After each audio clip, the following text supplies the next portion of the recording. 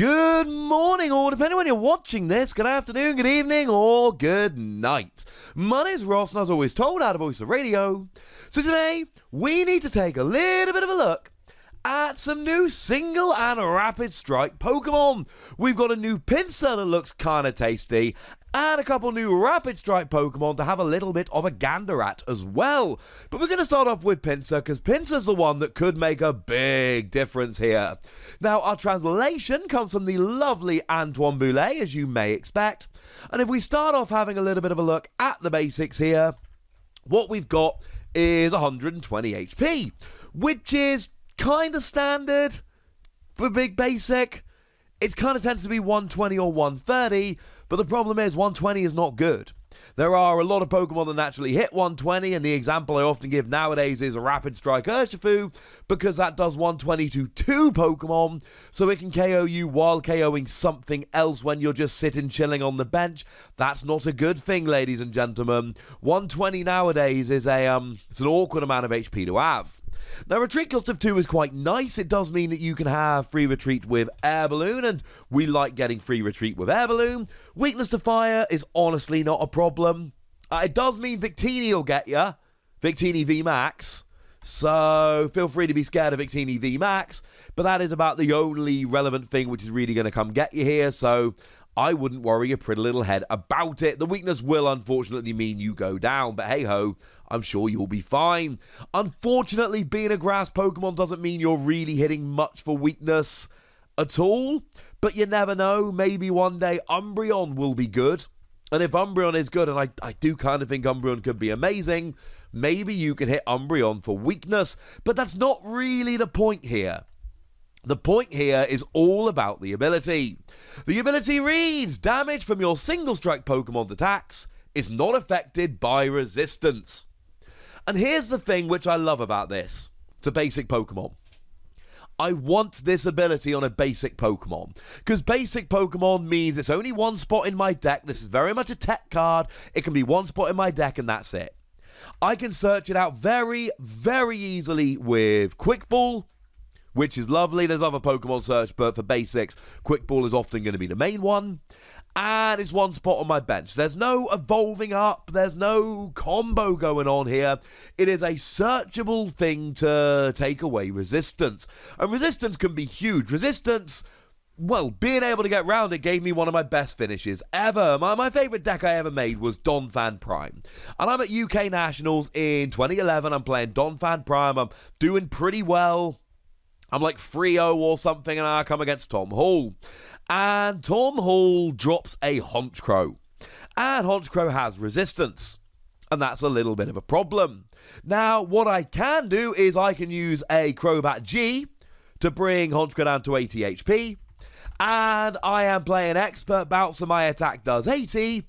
And that should bring me up to 90 and getting the KO. Unfortunately, resistance.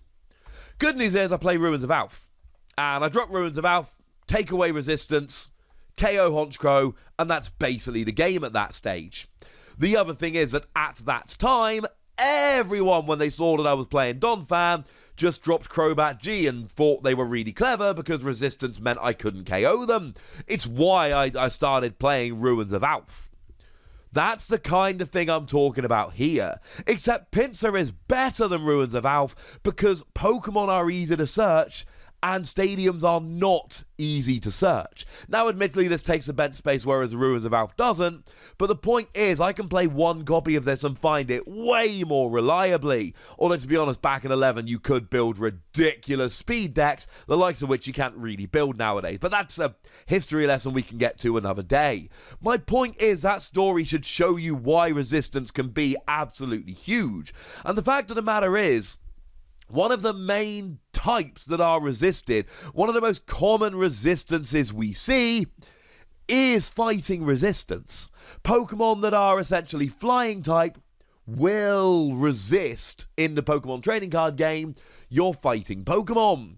Well, great news, ladies and gentlemen.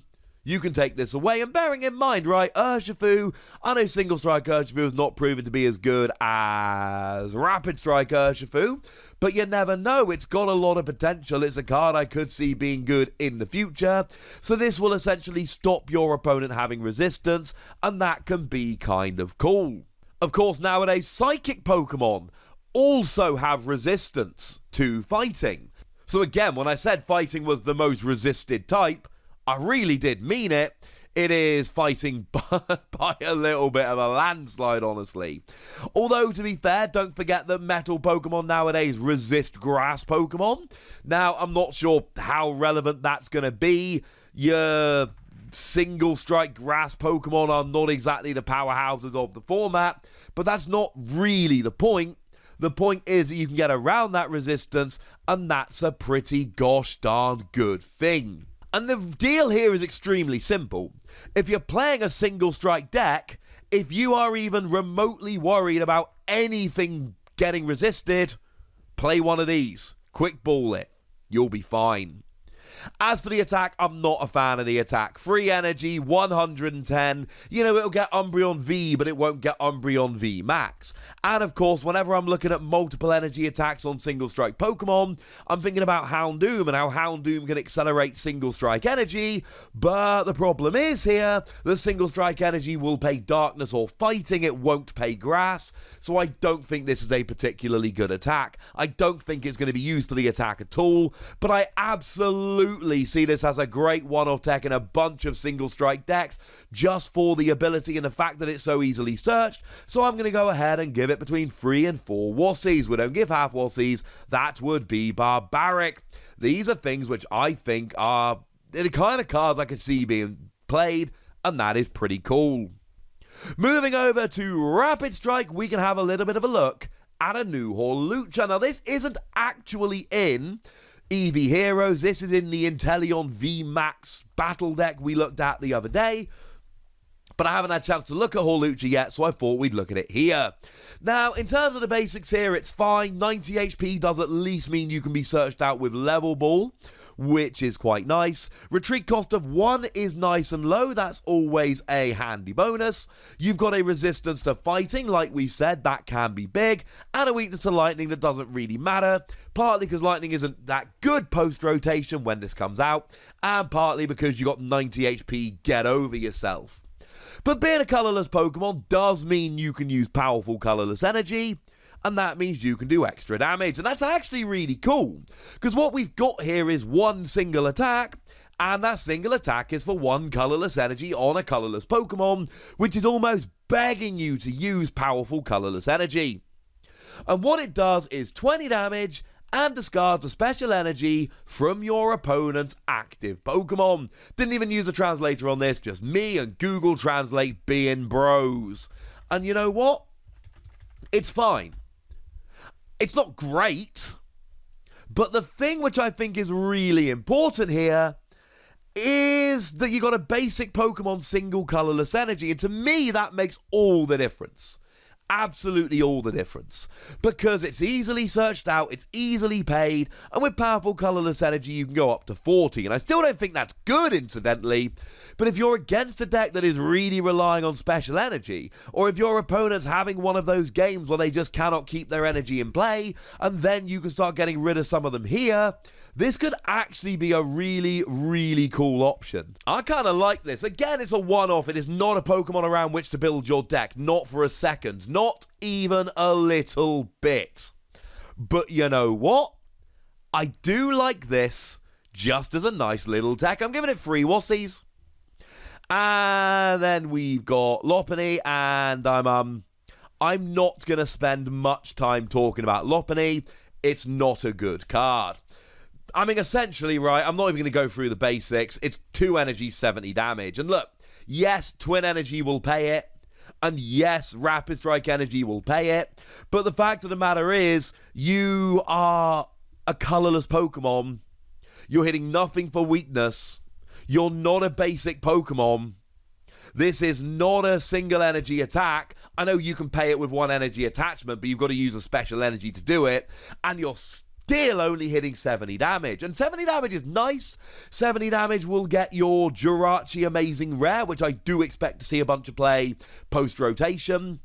And it will get things like Galarian Zigzagoon and evolving Pokemon. And yeah, you go first, your opponent hasn't had a chance to evolve yet, and you can start just hitting for set, and I don't even care.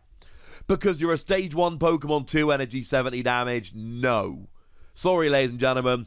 I could give this 2 Wassies, and honestly, that would probably be a little bit much. This is the pretty much perfect example of a theme deck card, and I am not loving it. However, take a cool look at this Buneary card, and you'll notice that Buneary is kind of doing the little practice kicks behind a tree, whereas on the other side, Lopunny has really given it some, and I do like that we've got the artwork on these that do make a little bit of a pair.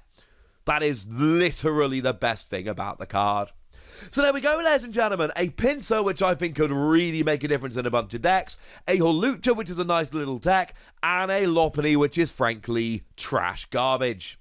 But I want to know what you think about all 3 of these cards, so let me know in the comment section. Go nuts! Be nice!